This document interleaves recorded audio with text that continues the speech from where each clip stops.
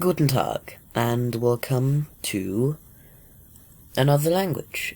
Nothing special about it. I'm not trying to avoid certain sounds, such as nasal or something like that.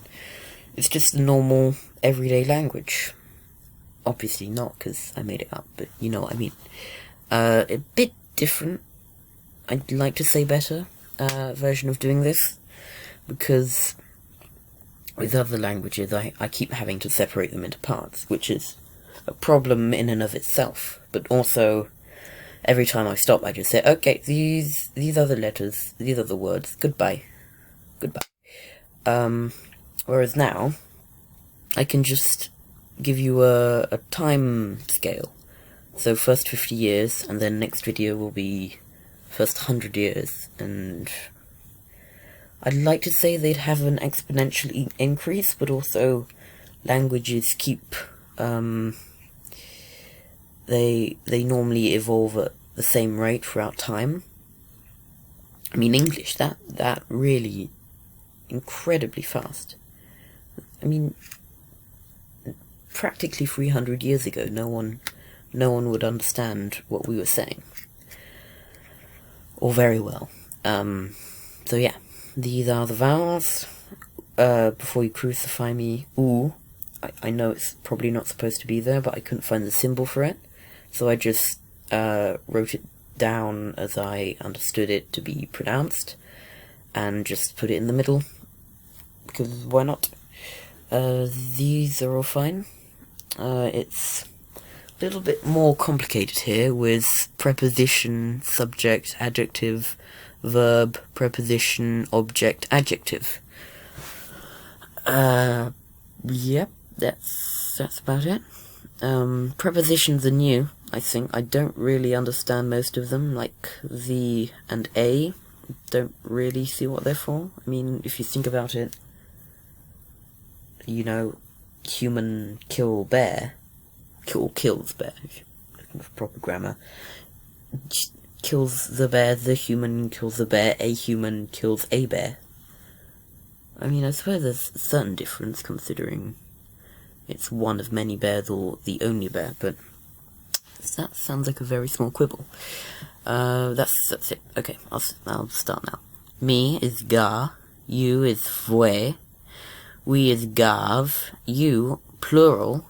I should note, if you think about it, English doesn't actually have a plural for you. Well, you is actually the plural. It used to be. And you singular, I think, was singular. No, sorry. Thou was singular. And you was everyone. So you'd say all of you. So you know how in America people make fun of them saying y'all, which is, and then you say all y'all if there are a lot of y'all. And so what they're basically saying is all you all, but with you, they're actually saying all you all, which is very stupid. The English language is very stupid. Yeah, that's vwev, sorry.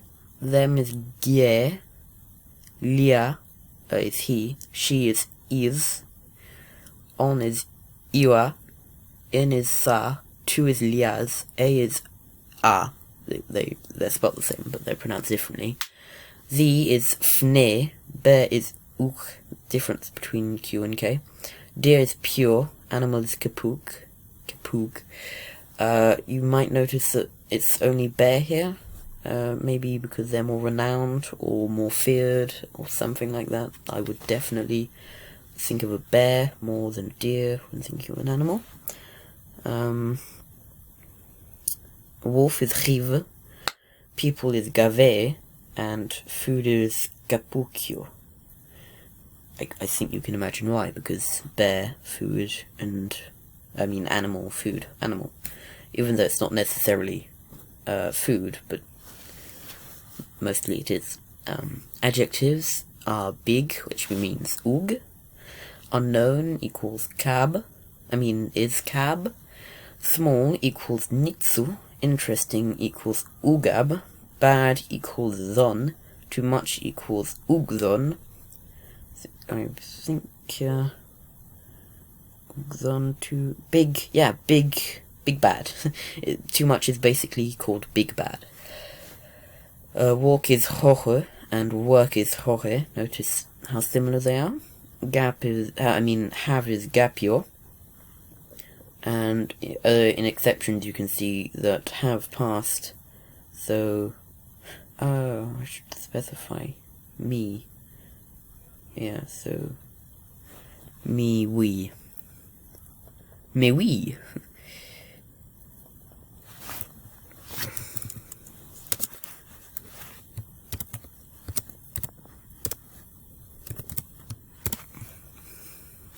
Okay, yeah. Yep, these are all the sounds that come in past, present, future. I was considering making something special, like maybe for some sounds, some pronouns, maybe past and present would be fused together, just because, but alas, it could not be. If past, present, or future, then add an extension after verb. Yeah, obviously, these are extensions. Specific to culture is Rivorzon, which basically means wolf big bad. Oh god, I just realised that works so well. But you may have noticed that the adjective is after the noun, which is how it's supposed to be, because subject, object, adjective, adjective. I suppose an interesting thing to do is if the adjective came, say, after the subject, but before the object. That would be completely useless and very annoying, but according to most languages, they'd probably do it. Yeah, so Rivorzon means wolves too many, which means too much of a good thing, originating from the domestication of the wolf, although good to have as a companion and protector. Having more than you can handle can lead to not having enough food or getting hurt.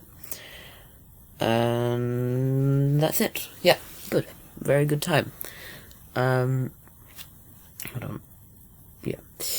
You may have noticed the first 50 years. That's because what I'm trying to do here is I'm trying to have this one be the first 50 years, and the next one first 100 years, because every time I do these, I keep when I'm rewatching them, I keep going, oh no, okay, hold on. There's not a word for this, and yes, hold on. And there's not a word for right and left, for example, in this one, but they might not have evolved a word for right and left. Evolve, I say that, obviously, not in the adaptation way, but yeah. So, and then at the last one, when it's probably almost near early English, I want to actually do the video in the language, because that would be smart, and maybe I could present English in the language. I would like that very much. The problem I would have is, you could have expressions in English that wouldn't make sense in this, like, I don't understand, what are things I said? I don't know, right? I don't know. Maybe they would say something different. Maybe they'd have an expression, so I'd have to account for that. But until then, thank you very much for listening to my terrible microphone quality, and my lisp, and I don't know why that T is there. No, the T went from the end of past somehow to there. That's stupid. Yeah, okay. Okay, yeah. Goodbye, au revoir, and something else.